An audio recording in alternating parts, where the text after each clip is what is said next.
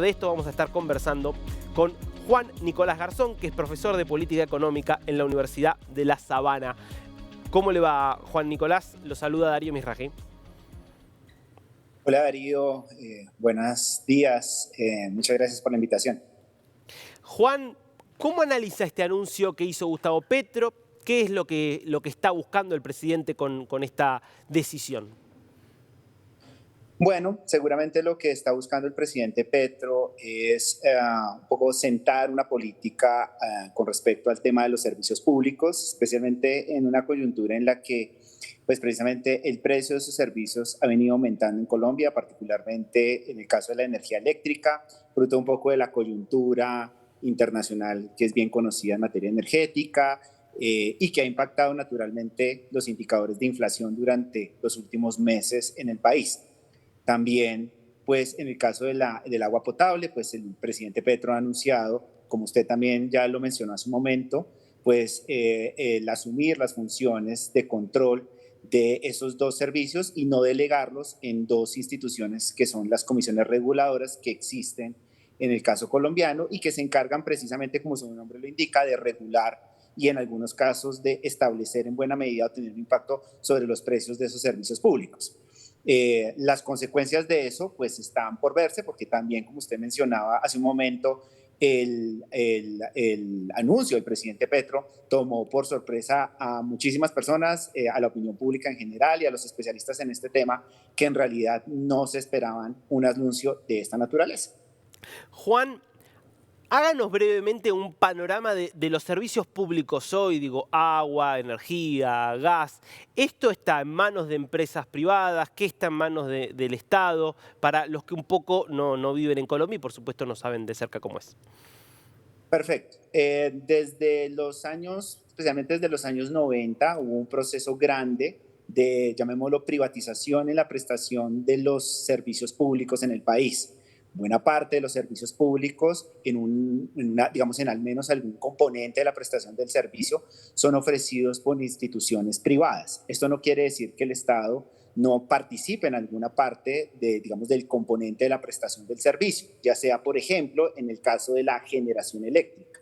La distribución, por ejemplo, puede estar en manos de privados y eso ha venido sucediendo, digamos, en términos de que se ha combinado la participación de instituciones públicas y digamos, de la prestación del servicio, pero también de instituciones privadas.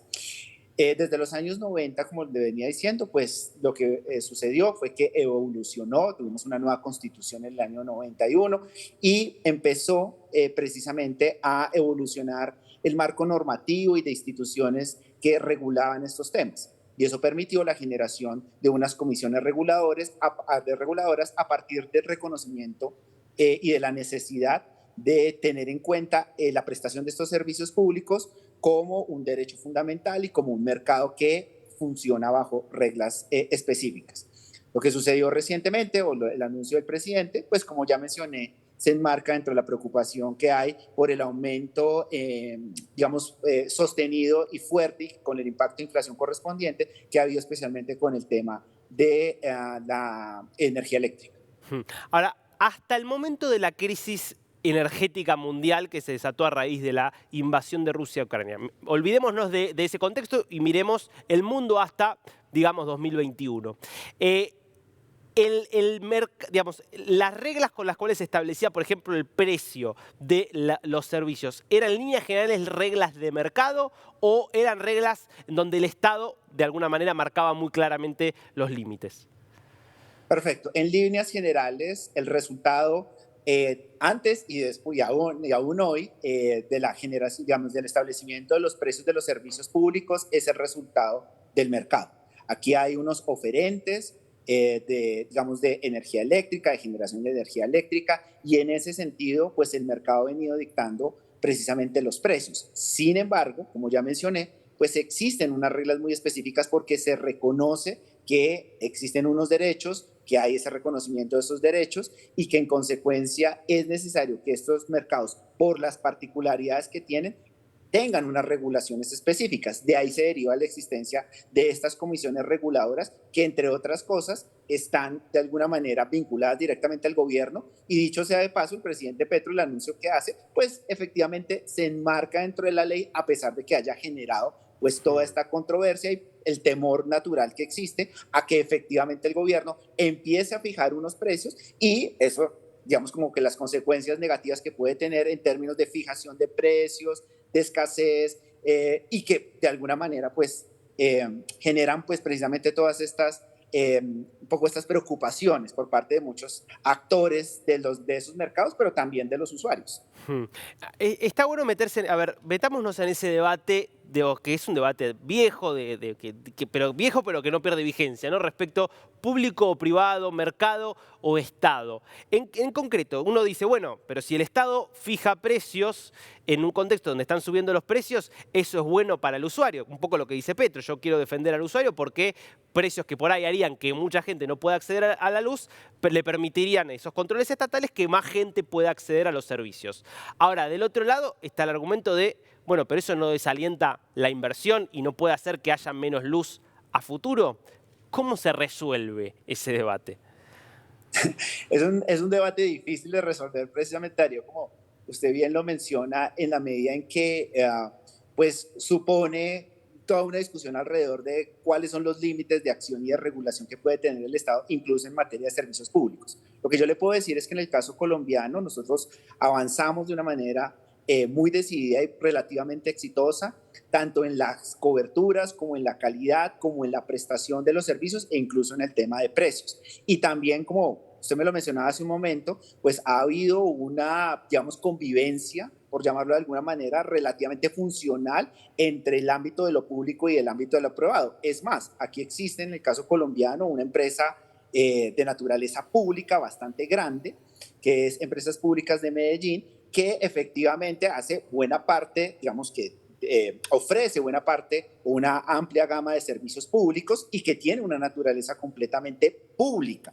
Y ha funcionado muy bien y se ha articulado muy bien también con componentes privados.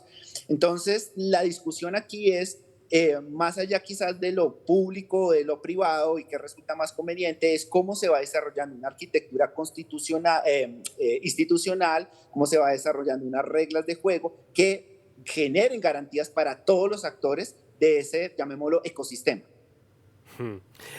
Ahora, si nos metemos en el cambio concreto que anuncia Petro, que hay que ver cómo se materializa, pero ¿qué diferencia puede haber entre que la supervisión o el control esté a cargo de una comisión reguladora, que depende de alguna manera del gobierno, a que la supervisión esté directamente a cargo del presidente, a título personal, como lo dijo el propio Petro? ¿Qué puede cambiar entre un escenario y el otro? Yo creo que la principal, digamos, el principal cambio es precisamente eso, lo abrupto que puede hacer el cambio. La existencia de las comisiones reguladoras, como también dije, pues existe, está y funciona desde hace varios años y ha funcionado relativamente bien.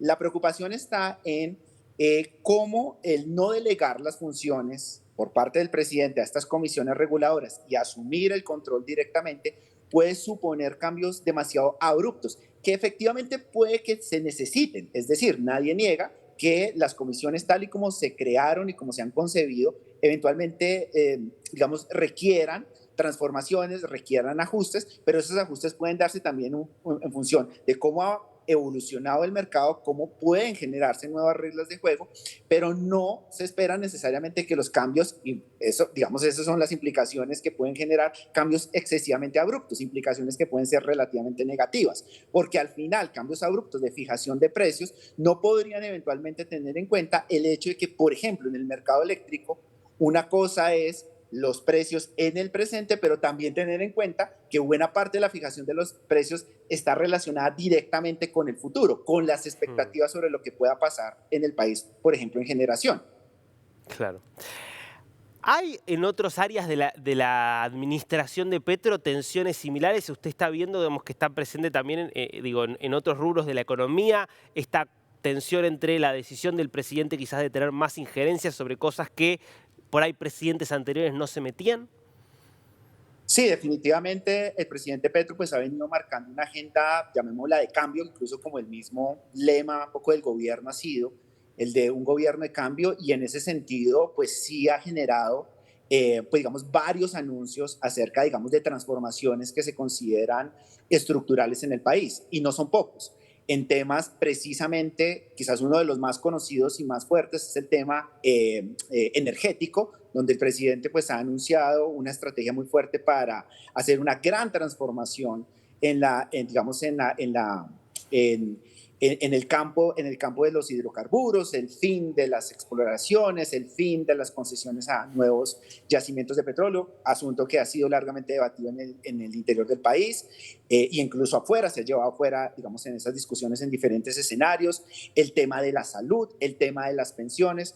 Entonces, hasta este momento, poco lo que hemos venido escuchando son varios anuncios, intenciones muy fuertes de generar transformaciones, en algunos casos yo diría que estructurales en múltiples aspectos que tienen connotaciones sociales económicas o que pueden llegar a tener connotaciones sociales económicas trascendentales, profundas y que seguramente van a generar muchísima controversia en el país. Juan Nicolás Garzón, muy interesante, muy claro y gracias por este tiempo con Niños. No, gracias a ustedes de nuevo por la invitación.